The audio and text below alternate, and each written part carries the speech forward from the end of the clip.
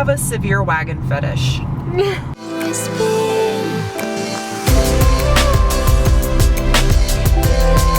Hi guys, it's your favorite desert dwelling duo here. Uno, dos. Spanish numbers. Today we're going to be doing a challenge video. This is the first on my car reviews, and it's not really a car review. We're going to be driving a 2019 Volkswagen Golf SportWagen with a 6-speed manual transmission, and it's the 1.4 turbo. We're going to drive to the summit of Mount Lemmon in Tucson, Arizona, to the top and then back down, and try to see if we can average a better mile per gallon rating than this car is actually rated for combined fuel efficiency. I went and got some painter's tape. I got the green because the green actually adds 5 horsepower. The blue painter's tape only adds 2. So it's a proven scientific difference in horsepower when you tape up the front of your car. Green is more power. Plus it's my favorite color, so. Yes. I hope no one took me seriously with that. I hope people did. This probably will have 0 effect on drag coefficiency, but it makes for good video. The car itself is already pretty aerodynamic. When we were looking for places to tape, we were kind of like, oh, there's kind of no places to tape. Yeah, so I need to be able to leave room for cooling, so I can't really block off anything over here. Same thing down below. There's actually some vents on the side over here. I wonder if this actually is going to do anything. Probably not. Well, I think like this would be an area that could actually cause drag. I mean, it could, but we don't have, it's not like you did a variable without it. That's true.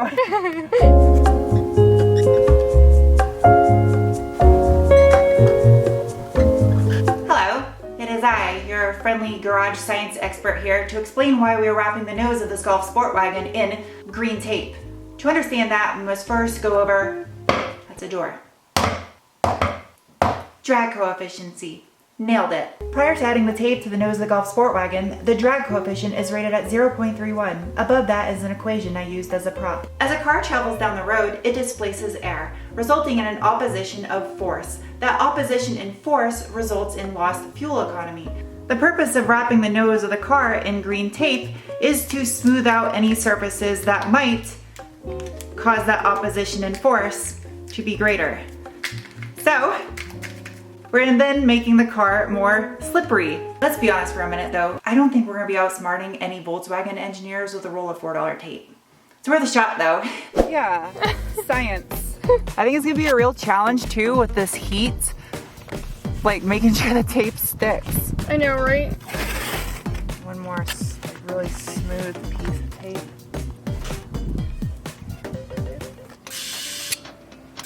Science time. The fuel tank is topped off. I don't know what they put in these press cars. I'm guessing they probably put 87 because this is just a regular Golf. So I topped off with mid-grade. All right, car is going. We go. I gotta practice hypermiling techniques.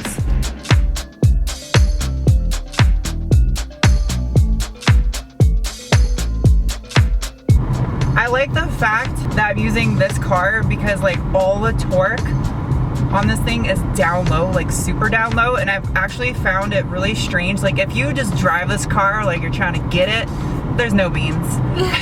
In the name of science, I shall giveth thy beans. Even though this is an efficiency test, I gotta do this.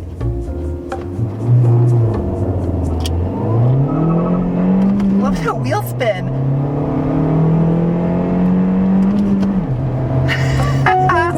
This thing's got a bean. It's got one bean. The base of the hill, our average since start is 38.5 miles per gallon, and our blue score is 63.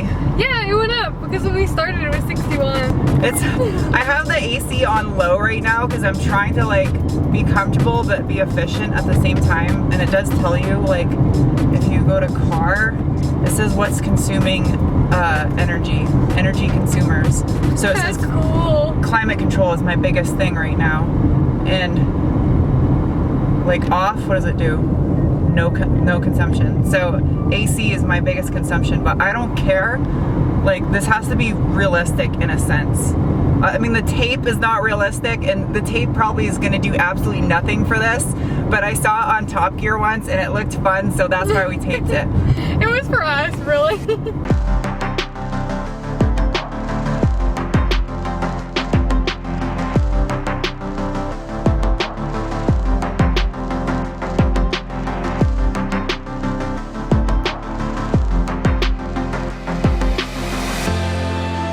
What? I can actually have fun going around corners while driving efficiently. I know, right? I was like, this is actually kind of fun. Oh, that motorcycle's going. He was getting, oh, this guy's getting it. He almost had his knee down. If you guys have never seen one of my car reviews before, this is the part where I bring the car in the garage, we pop the hood, and we go over the engine, transmission, and just overall nerd out to the tech specs. Now this is even more important because we're doing a fuel efficiency challenge. So to understand why this car is or isn't fuel efficient, we must first understand what is powering it. New for 2019, the Golf SportWagen comes with this all-aluminum 1.4T that puts out 147 horsepower at 5,000 RPM and 184 pound-feet of torque at 1,400 RPM. They used plastic for the charge pipe. Wonder how much boost that'll hold. Now this one is paired with the 6-speed manual transmission, which is the only one that you should get. Although you can get an auto if that's what you prefer. And on top of that, this thing has optional 4-motion all-wheel drive that you can still get with a 6-speed manual transmission. That is so rare on the car market in America today, to be able to get all-wheel drive with a manual transmission in a car. That's rad. Now, if you want to get the 4-motion all-wheel drive system, you can get it in the Golf SportWagen as well as the All-Track, which is kind of a more off-road rugged looking version of this car. But you have to get the 1.8T if you want to get the all-wheel drive with the 6-speed manual transmission. I think all of this practice from watching Initial D. Oh my god, yeah! I feel like I'm driving with a cup of water in the car right now so I don't break the tofu. I would love to just like screw this challenge and just like hammer it all the way up the mountain, but gotta be efficient.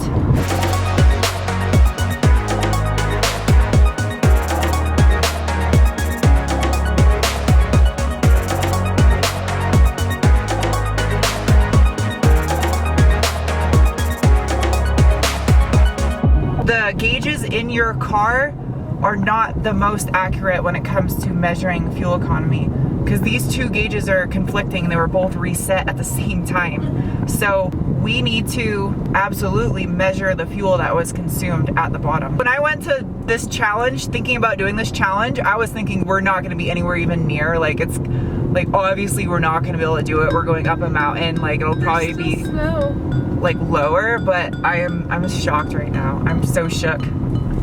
I'm shook. I'm shook. We're at the top.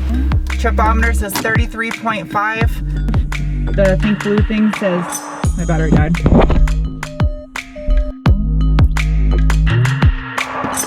It worked.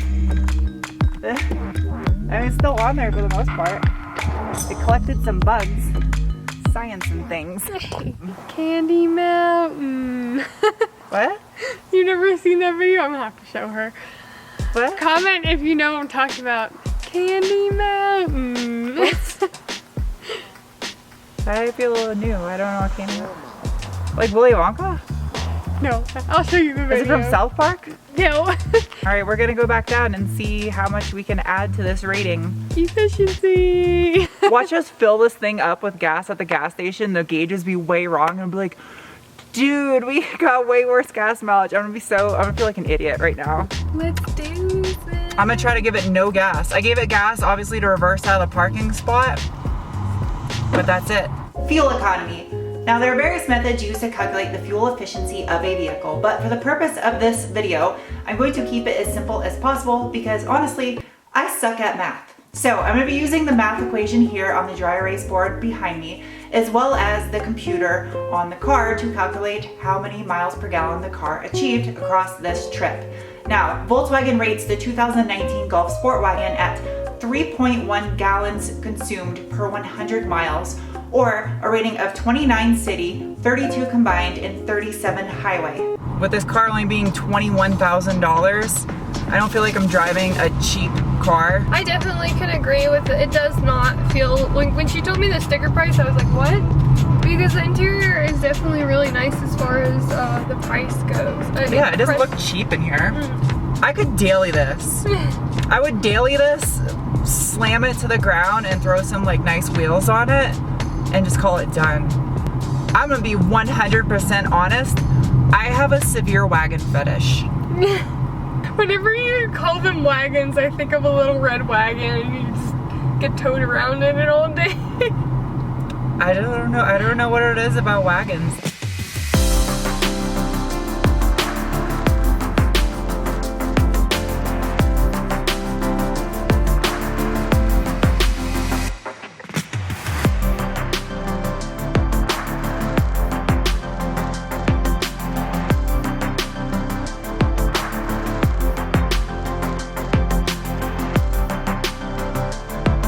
We're off the mountain.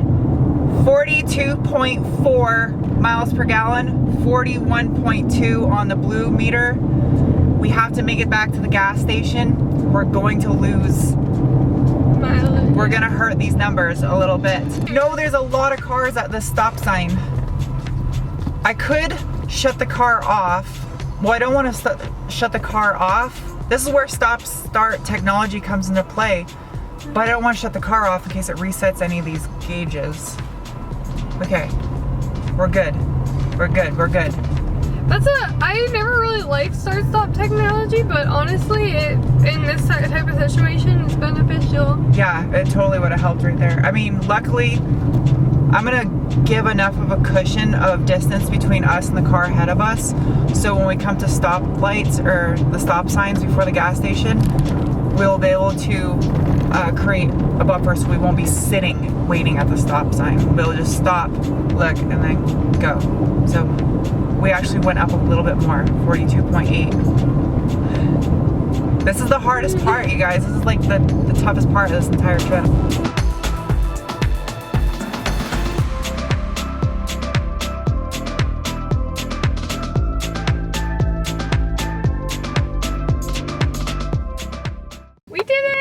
We're at the gas station, car is shut off, 43.7 and 42.1 on the two gauges. The blue score was 78 out of 100. I guess I had more efficiency I could have got out of me. I don't know how. So, how did we do? We went a total distance of 66.9 miles to the summit and back down, and we used a total of 1.374 gallons of gasoline, which gives us a total fuel efficiency. I forgot. Because math and stuff, calculator, I'm not that good at math.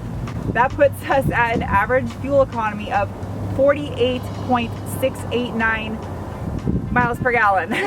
So we roughly averaged 49 miles per gallon over that entire trip, which completely blows out of the water what this car is rated for even on highway. It's rated 37 on the highway, and we averaged basically 49 miles per gallon.